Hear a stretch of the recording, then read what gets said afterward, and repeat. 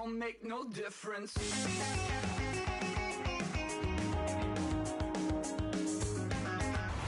Hello, everybody. I'm Larry Ridley, and this is Madden 17 on EA Sports. Every wide receiver in the NFL wants to be a top target, and two players will be trying to be that today. It's the Seahawks going up against the Saints. So with kickoff straight ahead, we'll check in with our broadcast team. Here are Brandon Gaudin and Charles Davis. From a city that's played host to 10 Super Bowls, here's a look inside the Mercedes-Benz Superdome in New Orleans. Today, we've got a good NFC matchup on tap between the Seattle Seahawks and the New Orleans Saints. I'm Brandon Gaudin. As we get set here, Charles, we talk about wide receivers. You know, Larry mentioned it in the open, but that's a big spot to look at here in this one. I think he identified it perfectly because these guys have such an impact on the game nowadays because they throw the ball more than ever. And whether they're throwing it short, medium, or long, can they snatch it out of the air and create even extra yardage with run after catch? Here's a punter, Thomas Morstead, to get this one started. And we are underway from the Superdome. Tyler Lockett now with a return. And he'll get it up to about the 26-yard line, just across the 25. And a Russell Wilson-led Seattle Seahawks offense takes the field. And last year, 21 touchdowns, 11 interceptions as we look back at 2016 for Russell Wilson. And made the playoffs, but the bar's been set so high in Seattle. And did you in company? No, because that's what Seattle's all about. For them to not get back to the Super Bowl, none of them would deem the season a success. But I thought they made progress because, remember, that offensive line was in shambles. By the end of the year, they were starting to play a little bit better. I thought Justin Britt at center was especially good. But for Russell Wilson, he's proven now he can carry a team, but he's better when they still are tailback-centric. Yeah, give him 4 yards there. It'll be 2nd and 6. The starters for the Seahawks of Seattle on the offensive side. Charles, they could use a big game from Thomas Rawls. And they really loved what they got out of him last year because an undrafted player is not supposed to give you nearly 6 yards a carry in production, and that's exactly what he did. They need a big game out of him, and they expect it. And they're 6 yards away from picking up the first here on 2nd down.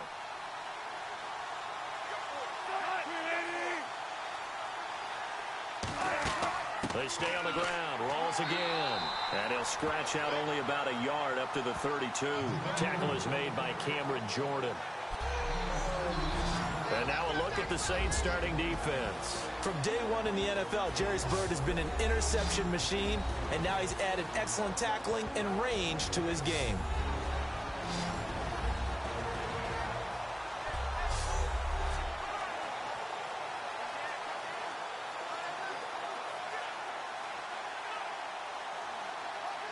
And they'll look to avoid an early 3 and out here on 3rd and 4.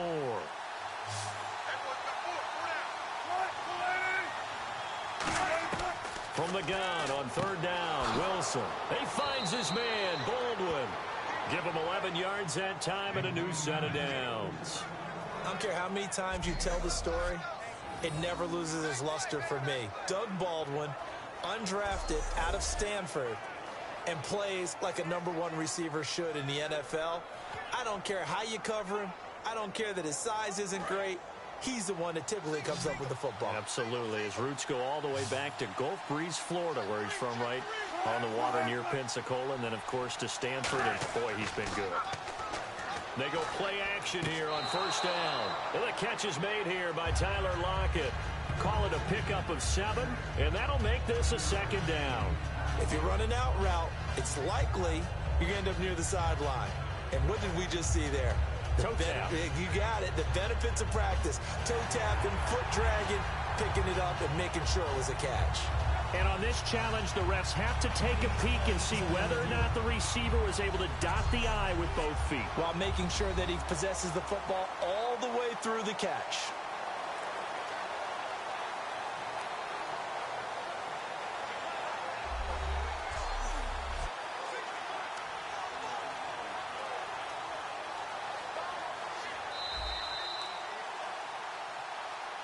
After review of the play, the movement on the field stands. Well, he challenged the play. It did not pay off. And that means he lost a timeout in that challenge. And as a coach, you hate that. Don't know if you took the advice or the play through it yourself, but it didn't go your way. At the end of the day, it all comes back to the head coach. He has the final determination on whether to actually challenge the play or not. In this case, it's going to be so heartbreaking. You throw that flag, you probably feel really confident, and then all of a sudden, boom, you lose the challenge. Yeah, when you take a look at it, you're throwing that flag because you believe you're going to be right. And when it comes back the other way, you have to regroup.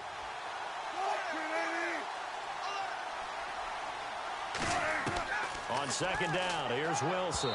Toward the center of the field, but it's incomplete. The intended target, Doug Baldwin, and it's 3rd and short.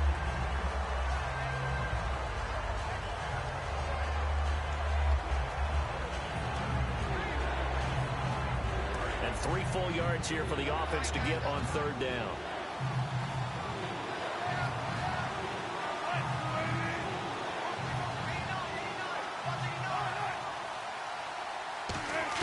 Wilson now to throw on 3rd down. They're able to locate Wilson. And he will have 1st down yardage as he's brought down at the 41. Would it be safe to say that as precise as routes are supposed to be run in the NFL, maybe they're not quite as precise in college ball? That's accurate, yeah. And I think we saw a college route in the NFL there. Just find the soft spot, find the dead zone, and find the 1st down. And that's what he just did.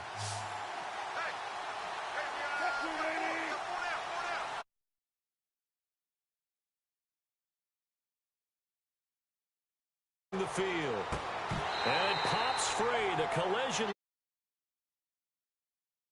down. Whenever I see a drop like that, I have to kind of take a step back and check myself a little bit. So used to seeing those big guys make big-time spectacular plays that when they drop one, I have to remind myself, we ask a lot out of these guys. Block and catch the football, not easily done in today's NFL. 2nd and 10. It's Wilson again. And he hits the former Saint, Jimmy Graham. And a nice gain of 21 yards. You know, Charles, for Graham, so much concern early in the season about whether he'd be ready to play this year, what would happen recovering from the tendon. Not only was he ready, he played every game this season for Seattle. And it wasn't just the injury concern with Jimmy Graham. It's how Seattle runs their offense. Remember, when he was in New Orleans, he could expect a ton of passes to come his way. But in Seattle, that number was going to be reduced.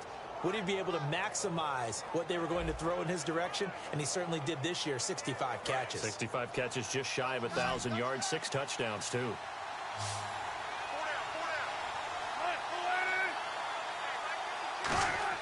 From the red zone now, here's Wilson on 1st down. He was trying to get it to Jermaine Kearse, and that'll bring up 2nd down.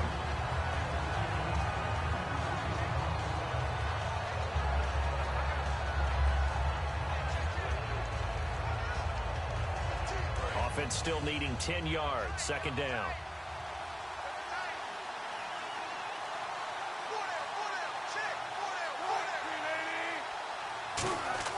Wilson to give to Rawls. And he'll wind up losing yardage here back at the 21-yard line. And they'll lose a yard that time, and that's going to lead to a 3rd down. Brandon, that play ended so fast as if the quarterback handed it to the runner, and the tackler was there right away for a loss of yardage.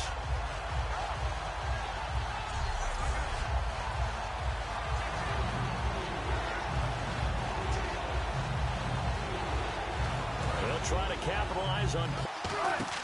They go play action with Wilson. Letting one go deep for the end zone. And he's got the big tight end Graham. Touchdown, Seattle. Jimmy Graham from 21 yards away. And the Seahawks take the ball down the field and score on the opening drive. And it was a tight window. He knew he had to rocket that thing in there. He got it done. And when you're able to complete one like that, your confidence has to just go sky high. You just mentioned it. Tight window, zings it in there despite excellent coverage. Result, touchdown. Stephen Hauschka for the point after. And this will give the Seahawks a 7-0 lead. A pretty long drive that time. 11 plays all told. And the Seahawks capping it off with a touchdown.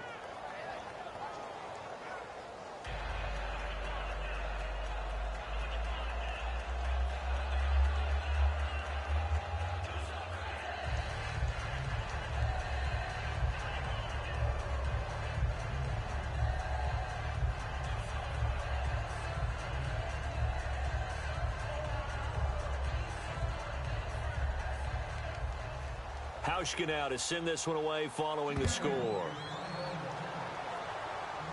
And here's Lewis. And he'll take this across the 25, couple extra yards up to the 27-yard line.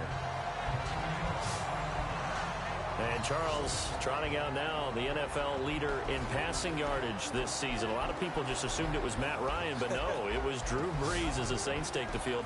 5,208 yards, his fifth time throwing for over 5,000 in a season. Isn't he the only one who's thrown for over 5,000 yards more than once in an NFL season? So he's made that his benchmark, which tells you about his excellence. Absolutely unbelievable what he gets done, how they run offense in New Orleans. They've got to support him with better defense. If they improve there, they're a playoff team. On 1st and 10, here's Brees. Left side and caught by Flainer. Give him a couple on the catch. It's 2nd and 8. The headshots here are the offensive unit. And what about Brandon Cooks? If he's not a 1,000-yard receiver every year he's healthy in the league, I'll be surprised. Came out of college wanting to be a pro, studied all the best receivers in the NFL before he even got to the league. 2nd down, 8.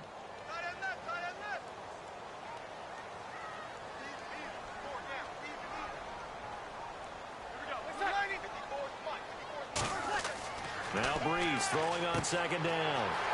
Wide open receiver complete. A good pickup there, 26 yards. I know exactly what's going to be said about that play from the defensive perspective. What's that? That's why I tell all you guys we need more than one tackler to the ball. He broke the first tackle. Luckily enough, there were more people there to get him down.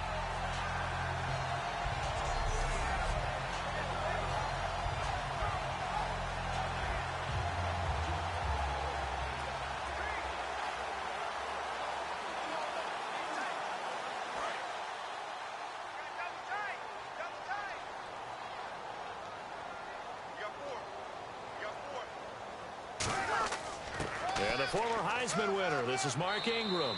He'll get only a couple down to the 44.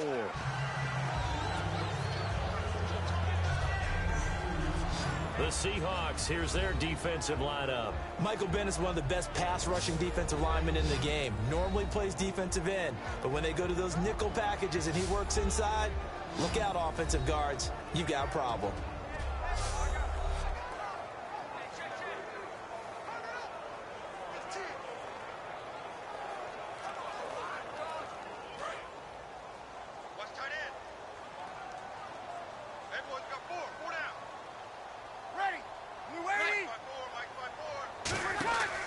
On 2nd down, Ingram. And he stopped immediately there.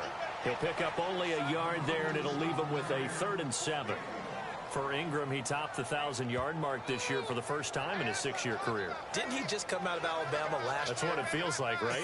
I mean, it's hard to amazing. believe 6 seasons he's had. Won a Heisman Trophy there, finally over 1,000 yards as a pro, and he increased his number of long runs, becoming a much better ball carrier into the secondary. Here's Brees. It's complete to Flainer. And he gets this one all the way down inside the 20-yard line. That one goes for 24 yards. And after that completion, you can understand why so many teams in the league are emphasizing speed on defense at every position. The tight ends have created so many tough matchups now. If you can't run with a tight end as a linebacker, this is going to be the result every time.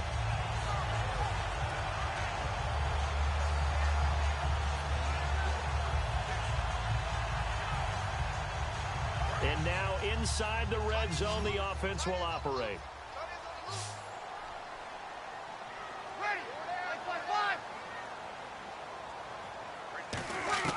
Into the red zone, it's Brees. It's complete. Fleener, right side. 5 yards on the catch there. Brings up second down. Well, the strategy was evident there. Get it to your tight end and make it a one-on-one play with a cornerback. Who's usually going to win that one? The tight end, but not there. Not in this situation. How about the corner defeating that logic and making a really nice tackle? So they complete the pass, and now they face a second down. 1 quarter down. 7-0 is our score. We'll head back to New Orleans after this.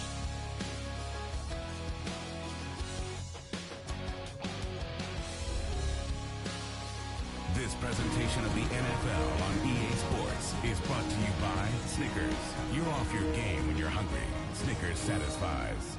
With Charles Davis, I'm Brandon Gaudin. It's Saints football to begin quarter number 2. They've got a second down and 5 here to start things out.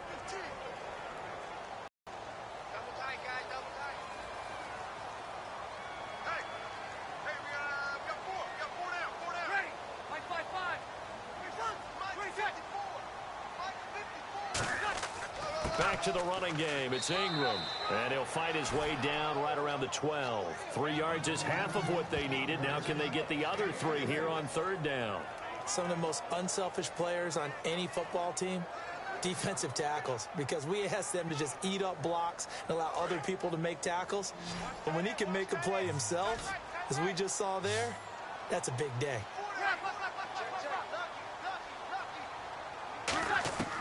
Brees going to try and throw on third down. This is caught. It's Cooks. 4 yards on the play, and that leads to the first and goal. Well, they've had a great, impressive drive going here, and that pickup ensures the drive continues. And not only do you continue the drive, which is demoralizing for the guys on the defensive side of the ball right now, but you make your own defense happy. They're able to get a little more rest over on the sidelines while this one continues downfield.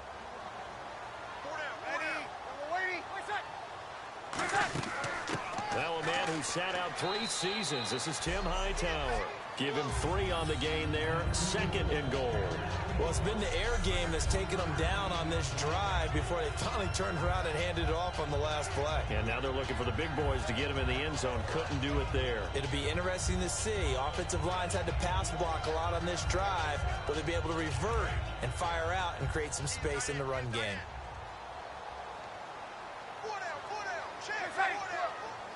Second and goal to go now. Back to the ground, this time with Ingram. And he is going to lose yardage here. It'll be a loss of 1, and that'll make it third and goal. Defensively, I think they can smell a stop. Ball right around the 5 here, brings up third. And I think what they've done is they put doubt in the minds of the offensive guys. What do we do? Because now you don't have a go-to play. Either side they pick, throwing it, running it, it won't be easy. Brees now on third and goal. He's got time. And eventually taken down here. Great coverage downfield. Jaron Reed in there to get him for a loss of 9, and that'll lead to fourth down. They've been moving the ball well offensively, really getting into a groove. Last play, pass completion. Now, finally, the defense gets there. And you have to find a way to disrupt their rhythm. Do you do it with coverage, or do you do it with pressure? They elected to go with pressure, and it was the right call.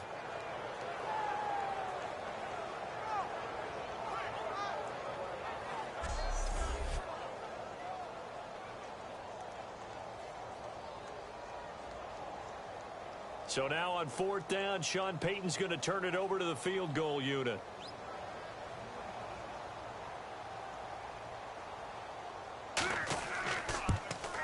And his kick is good. And they are on the board, but still trailing. It's 7-3. And, Charles, they get the field goal. Took him a dozen plays, though. Work with me on this one. You know what I'm about to say, right? Bend but don't break. That's what came into play here for the defense. 12 plays were run at them. They only gave up 3 points. In a lot of ways, that's a win for the defense.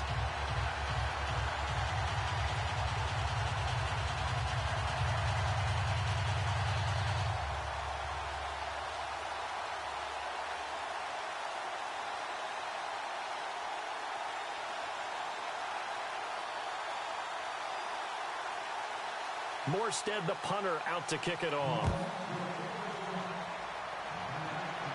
This is fielded at the goal line. And he'll take this across the 25, couple extra yards up to the 27-yard line.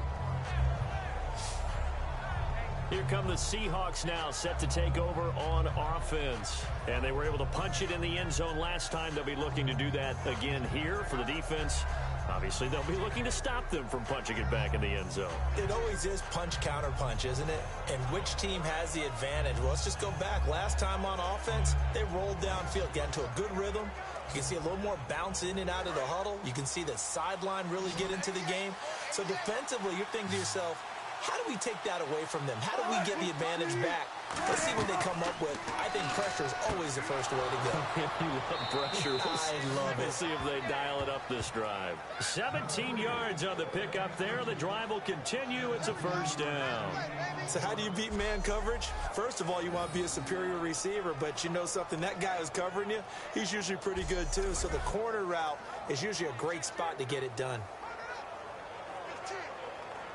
Offense comes to the line now, 1st and 10. They'll come out in the pistol. First down, this is Rawls. And a minimal gain here as he's up to about the 47-yard line. Give him 3 on first down. It'll set up a 2nd and 7. Well, so many times we look at a short run and we praise the offense for trying to set the tempo and establish things, but the defensive guys, hey, they just won the battle there. It wasn't a big run given up. They don't always have to absorb the body blows. Sometimes they dish.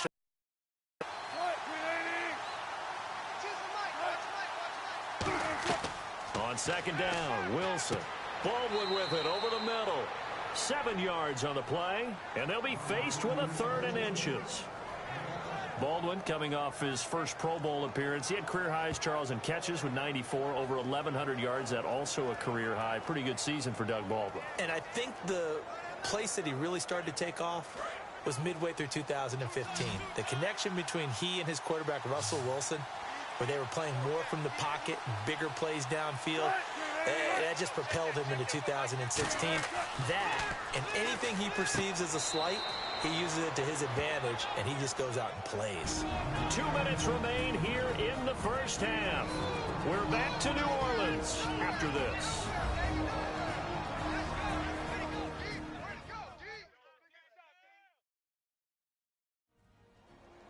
A reminder coming up at halftime. Larry Ridley will join us from Orlando with our halftime report, but business to take care of before that.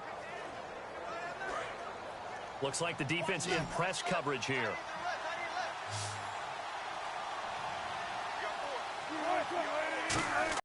On 1st and 10, it's Wilson. And he'll go out of bounds after taking it a little further down inside the 40. That throw good for 4.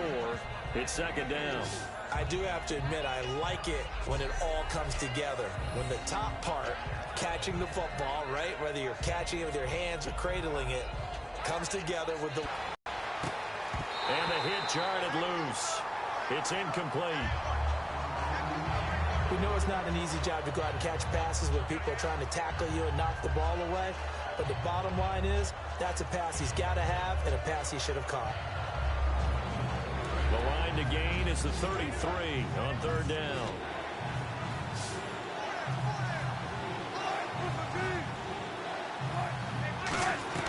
On 3rd down, Wilson. And he's got Lockett. 18 yards there and a first down. He's such a good route runner. Shows it there on 3rd down. Very proficient and a good pass. And you know what I've observed over the years in the NFL? The better a route runner you are, the more confidence your guy's going to have in you to go to you in important times because he can trust you being in the right spot, and they connected there and picked first down. And the next snap coming inside the red zone here.